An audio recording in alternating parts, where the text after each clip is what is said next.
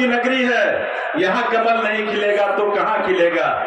अभी भी देवघर की जनता जानती है कमरा नंबर 307। क्या माननीय मुख्यमंत्री आदरणीय मोहन यादव जी, हम सबों के जनप्रिय सांसद, जिनके विषय में हम हमेशा कहते हैं विकास का कोई द्योतक है, जिन्होंने संथाल प्रमंडल में विकास की गंगा बहाने का काम किया है, वैसे हम लोगों के नेता परम आदरणीय गोड्डा सांसद निशिकांत दुबे जी, मैं आप लोगों को हाथ जोड़ के करबद्ध प्रार्थना करता हूं कि लगातार दूसरी बार मोहनपुर, जिसे कहा जाता था कि आरजेडी का गढ़ है, वो तिलिस्म किसी ने तोड़ा है तो मोहनपुर प्रखंड की जनता ने तोड़ने का काम किया है। इसलिए मैं मोहनपुर की जनता को अपने ओर से आभार व्यक्त करता हूं, उनका वंदन करता हूं, उनका अभिनंदन करता हूं।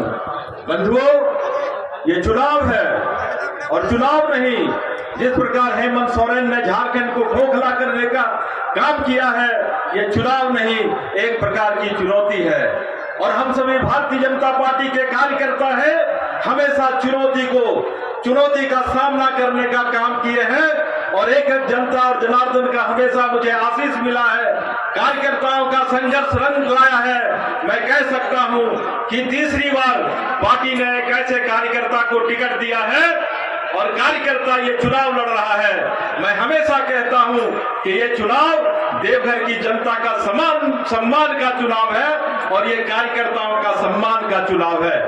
इसलिए मैं आप लोगों के बीच हमेशा आता हूं, अपनी बात को कहता हूं और मोहनपुर प्रखंड के विषय में इतना कहना चाहता हूं कि मैं मोहनपुर प्रखंड में कोई दिन ऐसा नहीं था कि रोड पुल पुलिया का मैंने शिलान्यास नहीं किया। और आपने मुझे जो प्यार दिया है, सम्मान दिया है, मैं अपने सांसद महोदय को कहना चाहूंगा कि आपने जो विकास की गंगा बहाई है वो इतिहास के पन्ने में दर्ज है। आप राम हैं तो मैं लक्ष्मण हूं। और मैं कहना चाहता हूं कि मैंने जीवन में मर्यादा का पालन किया है, मैंने गुस्से में भी मर्यादा का पालन किया है और एक जनता का जब संवाद मुझसे होता है, सारे लोग इस रूप में हमको बोलते हैं कि नारायण आप हमके हैं। लेकिन मैं आज कहता हूं कि इस धरती पर जितने खड़े लोग हैं, मैं उसको नारायण के रूप में देखता हूं और मैं सबका दास हूं। इसलिए बंधुओं, 20 तारीख को देवघर विधानसभा ही नहीं बल्कि झारखंड का चुनाव होने जा रहा है और 20 तारीख ये बाबा बैद्यनाथ की नगरी है, यहाँ कमल नहीं खिलेगा तो कहाँ खिलेगा। इसलिए महान उत्सव है 20 तारीख को।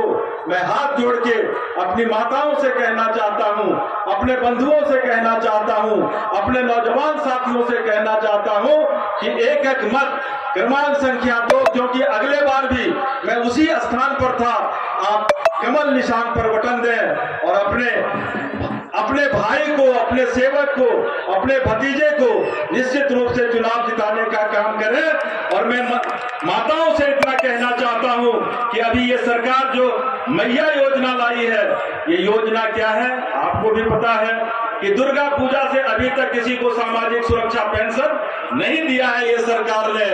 ये योजना जो है सास और पुतोहू को लड़ाने वाला योजना है, घर घर को बांटने वाला योजना है, जिसमें भारतीय जनता पार्टी की सरकार आएगी। 11 तारीख को आप जितने महिला हैं, मातृशक्ति है, सबके खाते में 2100 रुपया देने का भारतीय जनता पार्टी काम करेगी। और भारतीय जनता पार्टी जो करती है, जो कहती है, वो करती है। इसलिए मैं हाथ जोड़ के प्रार्थना करता हूं कि अपने 10 साल के विधायकी जीवन में मैंने अपने दामन में दाग नहीं लगने दिया। एक ऐसे सोच के साथ चला कि सुख दुख में जिसने मुझे आवाज दिया, चाहे शादी हो, श्राद्ध हो, अगड़म हो, बगड़म, शिक्षा हो, उपनयन का कार्यक्रम हो, मांगलिक कार्यक्रम हो, ये आपका बेटा हर एक दरवाजे पर गया है। आप किसको वोट देंगे जो 24 घंटा आपके लिए फोन उठाता है? मुझे कितना प्रसारित किया जा रहा है, मैं अपने एमपी साहब को कहना चाहूंगा और अपने माननीय मुख्यमंत्री जी को कहना चाहूंगा कि जिस दिन मैंने आवेदन दिया के स्टेडियम का, उनको जानकारी लग गई और उन्होंने पीछे से एक आवेदन दे दिया।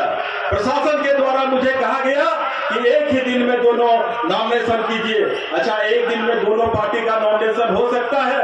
मैंने कहा कि किस आधार पर आप पहले हमको दे रहे हैं? अगर दे रहे हैं तो पहले मैंने किया है। तो फिर प्रशासन ने दिया, और नामांकन करने के लिए जिस दिन गए हम, उस दिन 8 मिनट पहले गए, वो 8 मिनट बाद में गया और वहां मुझसे तू मैं करने लगा।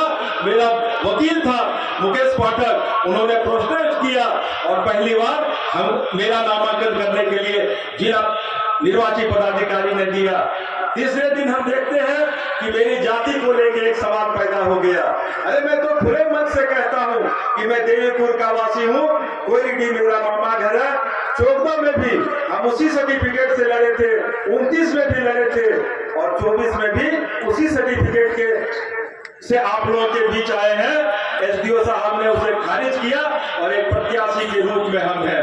मैं कह रहा था कि मेरे दामन में दाग नहीं लगा है, और सामने वाला जो है, अभी भी देवघर की जनता जानती है कमरा नंबर 307 क्या होता था, और अभी देवघर की जनता जानती है तारा साहब देव कांड भूला नहीं है।